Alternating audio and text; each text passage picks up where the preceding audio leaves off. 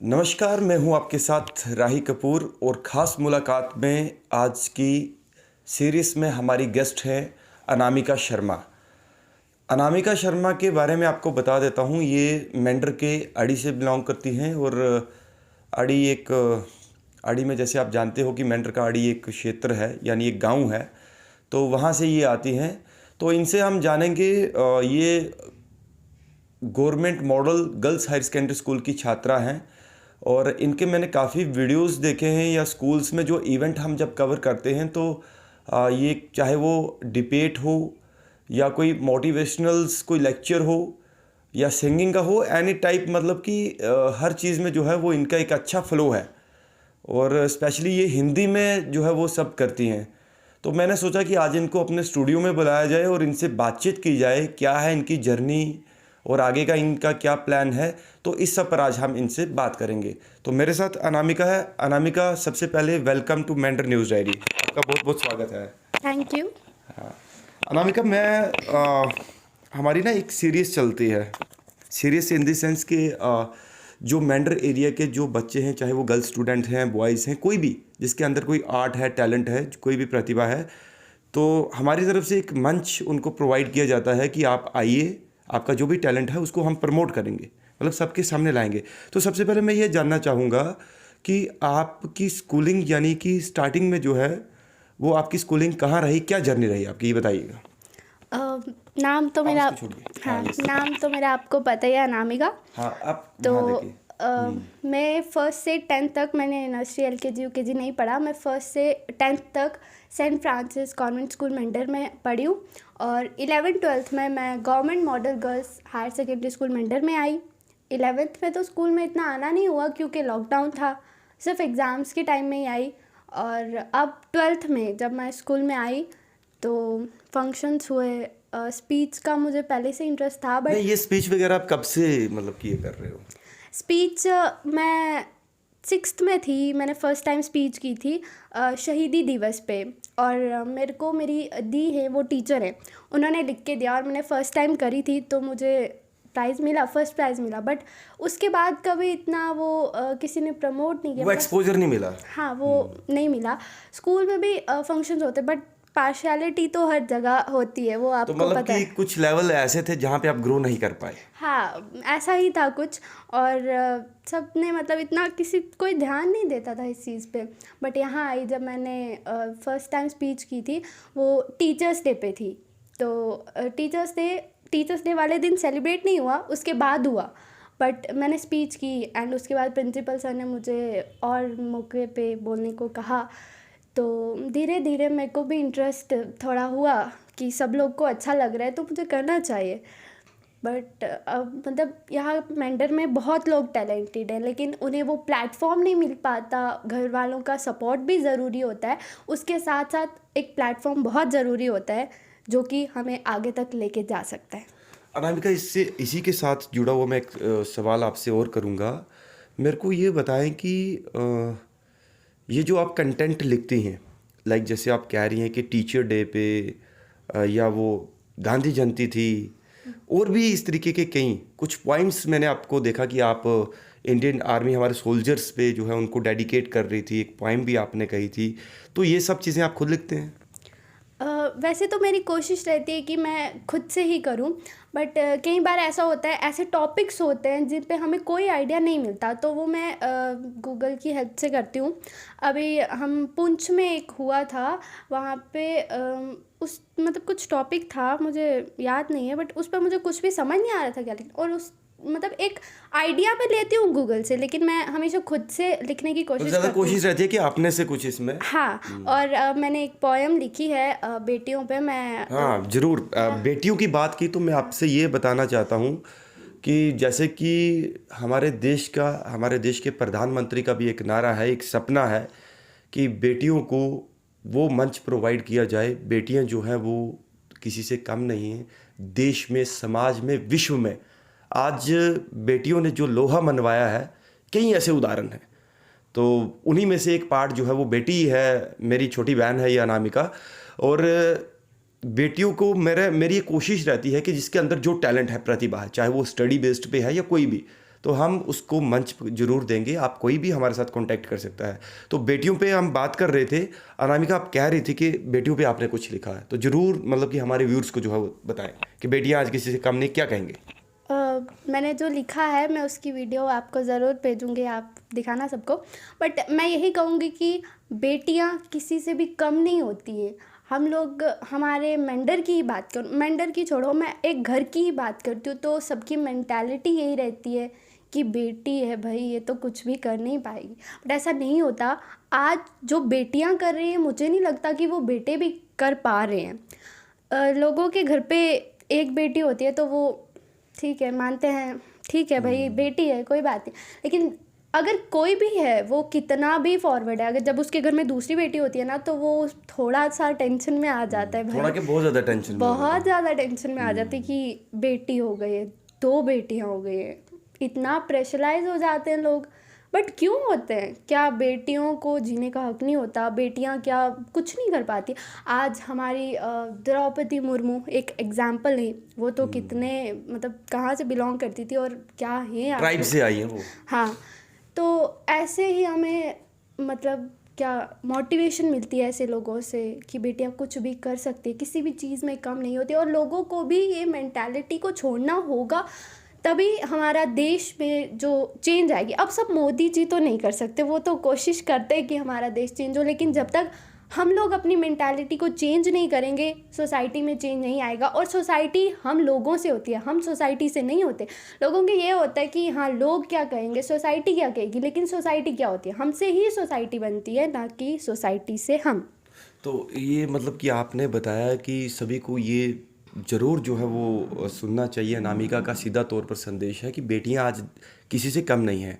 तो बेटियों को उस नज़रिए से ना देखा जाए कि बस बेटी हुई और ठीक है, उसकी जितनी स्कूलिंग करवाई उसके बाद उसकी शादी करवा दी तो घर के काम काज के लिए जो है वो व्यस्त होगी। अदरवाइज़ जो है बेटियां देश का भविष्य है। बहुत, आज मैं आपको बताऊं तो मुझे बहुत दुख होता है। 11th क्लास में बच्चे होते हैं, 9th-10th के इवन लड़कियां होती हैं, उनकी शादी हो जाती है और वो फिर स्कूल आ रही हैं, शादी हो गई है उनकी। तो मुझे बहुत बुरा लगता है कि लोग इतना वो क्यों करते हैं। उनकी स्कूलिंग भी एटलीस्ट पूरी नहीं होने देते हैं। कॉलेज तो थोड़ा दूर हो गया, अभी तो स्कूलिंग की 12th स्कूलिंग, स्टैंडर्ड तक भी। हाँ, तो 12th स्टैंडर्ड में वो तो एक बच्चा होता है जिसको जो बिल्कुल मैच्योर नहीं होता, उसको पता नहीं होता किसी भी चीज़ को, और लोग शादियां करवा देते हैं। तो इसी से जुड़ा हुआ अब मैं आप पे आता हूँ वापस। ये तो बहुत बढ़िया रहा कि एक सोसाइटी में ये मैसेज जो है जाना चाहिए। आप जैसी ही बेटियां अगर सोसाइटी को मैसेज दे तो इसका इम्पैक्ट भी रहता है। तो मेरा अब आपसे जुड़ा हुआ सवाल है कि आप अभी किस स्टैंडर्ड में हैं और नेक्स्ट प्लान क्या है आपका? इसके बाद का आपकी क्या जर्नी है, किस प्रोफेशन में जाना चाहते हैं और आगे आपकी स्टडी क्या रहेगी? मैं अभी 12th स्टैंडर्ड में हूँ और मैं मेडिकल की स्टूडेंट हूँ। ऑप्शनल सब्जेक्ट मेरा EVS है। तो घर वालों का भी, इवन फैमिली का तो है कि नीट का। और फिर भी आप मतलब किस में इंटरेस्टेड हो? मान लिए ठीक है, अगर नीट का आप करते हो और ठीक है, घर वाले भी अच्छा ही सोचते होंगे जब आपको स्टडी पे काफ़ी फोकस करना है कि जब बेटी है तो रहता है।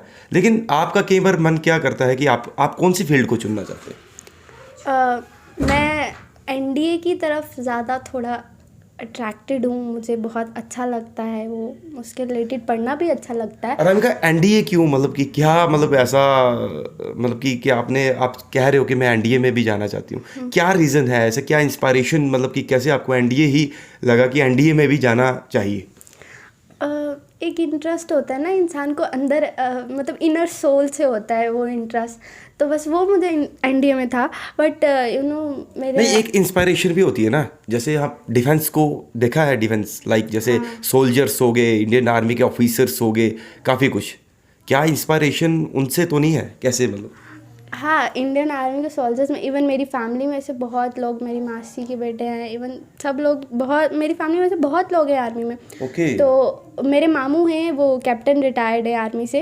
अच्छा। तो वो मेरे को ना वहाँ का पूरा डिसिप्लिन के बारे में बताते थे, वहाँ की वीडियोस बताते थे, उनका वो जो डिसिप्लिन होता है ना बस। और मेरे को सबसे ज़्यादा इंटरेस्ट इस चीज़ से आता है कि एक नॉर्मल डेथ होती है इंसान की, तो वो ऐसे ही जला देते हैं या फिर बरी कर देते हैं।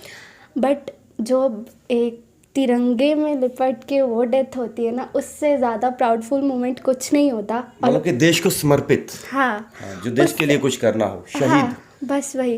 और वो जो मोमेंट होता है ना, मैं कहती हूँ वो जीने से ज़्यादा वैसे मरने का मोमेंट बहुत स्पेशल होता है। ओके, मतलब कि लाइक आपने ये सोचा कि एनडीए इसलिए कि जैसे आपने बताया कि अपनी फैमिली बैकग्राउंड में भी कुछ लोग हैं, और जिस इलाके में, जिस एरिया में हम हैं, तो यहाँ डिफेंस के साथ हमारा काफ़ी ज़्यादा कनेक्टिविटी रहती है। कई सारे इवेंट्स जो है वो आर्मी करवाती है, जिससे यूथ हो या गर्ल स्टूडेंट्स, हर किसी को। आपको पता है कि आर्मी ने एनडीए के लेक्चर्स भी करवाए थे, क्या आपने उसमें वो पार्टिसिपेट किया था? लेक्चर हमारे स्कूल में हुआ था, बट मैं तब आई नहीं थी, ड्यू टू सम रीजंस मैं यहाँ पे नहीं थी। बट हाँ, मैंने बाद में सुना बच्चों से भी, सबसे वीडियोस भी देखी। मेरे को बहुत अच्छा लगा कि आज आर्मी भी हम बच्चों को बहुत मोटिवेट कर रही है बहुत। अभी स्टेडियम में भी उस दिन मैंने देखा कि लोग कितने मल्टी टैलेंटेड होते हैं वो, और वो लोग इतना अच्छा म्यूज़िक भी प्ले कर लेते हैं। हमारे देश की रक्षा तो वो करते ही हैं। तो बस बहुत अच्छा लगता है ये देख के कि एक तरफ जो कुछ लोग हैं जो इतनी पिछड़ी हुई मानसिकता के लोग होते हैं, हम कह सकते हैं, लेकिन वहीं कुछ लोगों की विचारधारा इतनी अच्छी होती है। मतलब जैसे हमारे आर्मी वाले हैं, वो लोग भी हमारे भलाई के बारे में कितना अच्छा सोचते हैं। डिफेंस के लिए बैठे हुए हैं हमारे। हाँ, और वो हैं तभी तो हम लोग यहाँ सेफ हैं। नहीं तो हमारे जम्मू कश्मीर का स्टेटस तो आपको पता ही है यहाँ पे वो क्या। तो है। कश्मीर में देखो, या लाइक यहाँ पे अक्रॉस दी बॉर्डर जब शेलिंग होती थी, कितना कुछ हम लोगों ने फेस किया, बहुत लेकिन कुछ। उसके बावजूद भी जो है वो, मतलब कि देश के सैनिक जो हैं, मेरे पास तो ऐसे शब्द नहीं है कि मैं उनको कैसे एक्सप्लेन करके बताऊं। बहुत हमारे सैनिकों का तो बहुत एक रोल रहा है। आज हम अगर बैठे हैं, अगर हम लोग ऐसे बात भी कर रहे हैं, हम इंटरव्यू भी कर रहे हैं, तो उन सैनिकों की वजह से। वरना यहाँ पे शेलिंग, तो यहाँ पे जब बॉर्डर में शेलिंग होती है तो हमारा तो पूरा घर हिलता था। हाँ, डर लगता था कि बहुत चलो ज़्यादा। यार, कई बार कहते थे कि चलो यहाँ से निकल पड़ते हैं। हाँ, लेकिन टचवुड आज अगर सब सेफ है तो किसकी बदौलत है? हमारे डिफेंस स्टाफ की वजह से, हमारे आर्मी के सोल्जर्स की वजह से।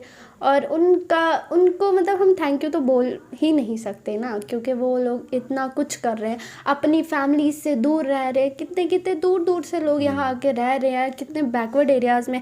हम लोग वहाँ जाते तो हमें इतना, अपने घर से वहाँ तक जाते तो इतना पीछे लगता है। वो तो कहाँ कहाँ से आके यहाँ रहते हैं, हमारी मतलब देश की रक्षा करते हैं। अनामिका, ये तो ठीक है, आपने बेटियों पे भी बात की, अपनी जर्नी के बारे में भी बताया। मेरे को ये बताओ कि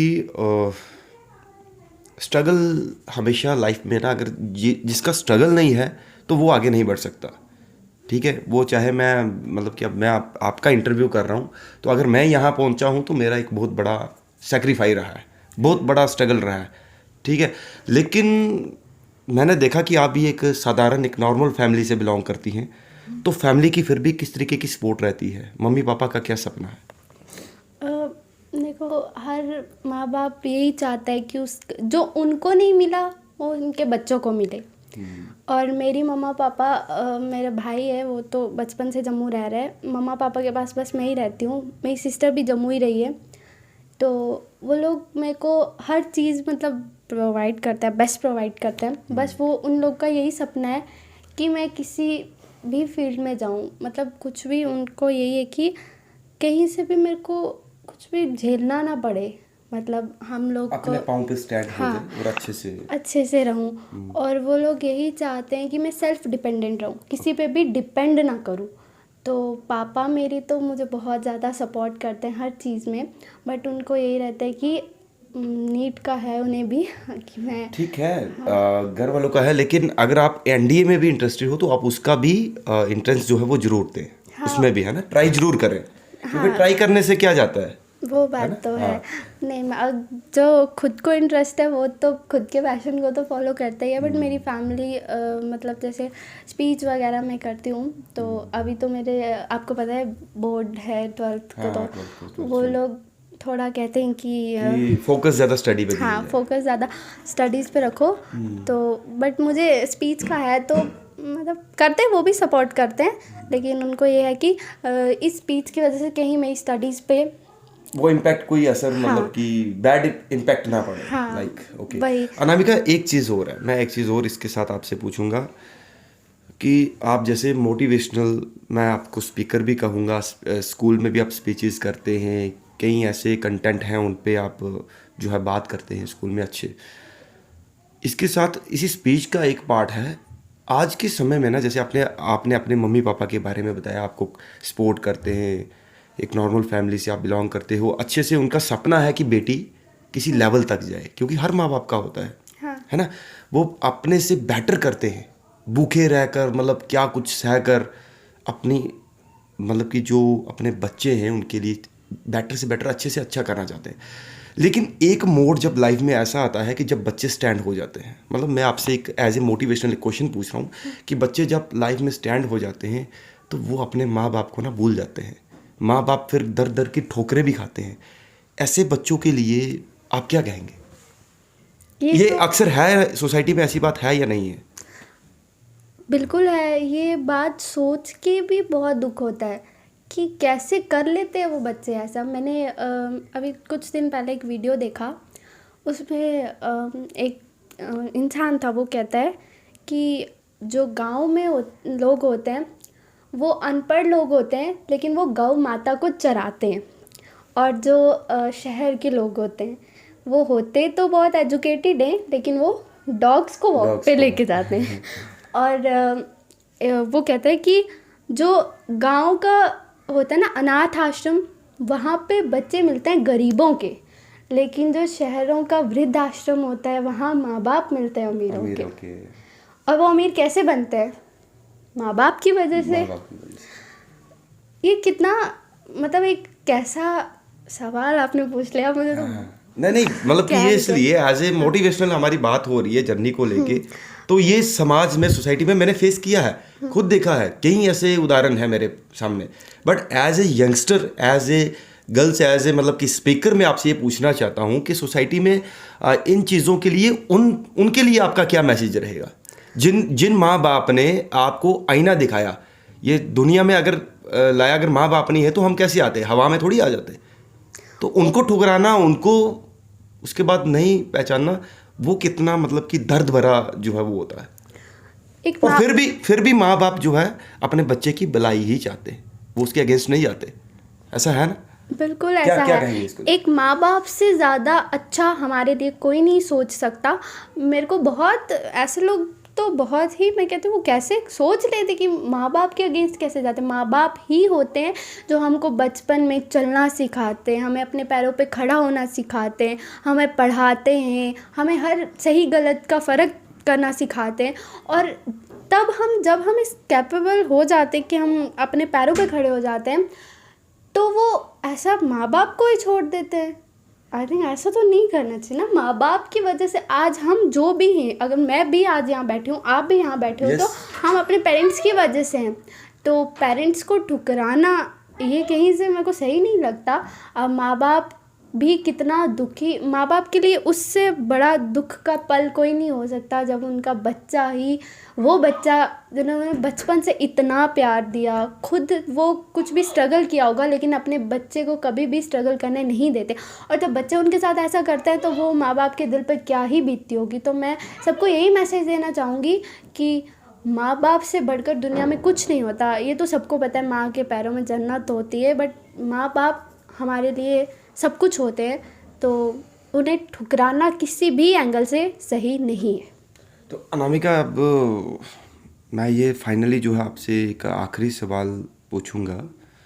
उससे पहले जो अगर आपकी कुछ ऐसे कुछ लाइंस अगर कुछ लिखी हों तो वो ज़रूर, चाहे वो पोइम हो आपकी कोई, या कोई शायरी हो, या कुछ भी, अगर आपको अभी कुछ याद है तो वो ज़रूर जो है वो हमारे व्यूअर्स को वो सुनाए। मेरे को वैसे याद तो नहीं है, बट हाँ, मैंने बेटी बचाओ बेटी पढ़ाओ पे एक स्पीच बोली थी, और उसमें मैंने एक शायरी बोली थी। वो मैं 6th स्टैंडर्ड में थी, तो मुझे मेरी दी ने बताई थी, वो टीचर है, तो वही सुनाऊंगी सबको। यस वही हाँ। कहते हैं, बेटियां चिड़ियां होती हैं पर नहीं होते बेटियों की। बेटियां चिड़ियां होती हैं पर नहीं होते बेटियों के। मायके भी होते हैं, ससुराल भी होते हैं, पर घर नहीं होते बेटियों के।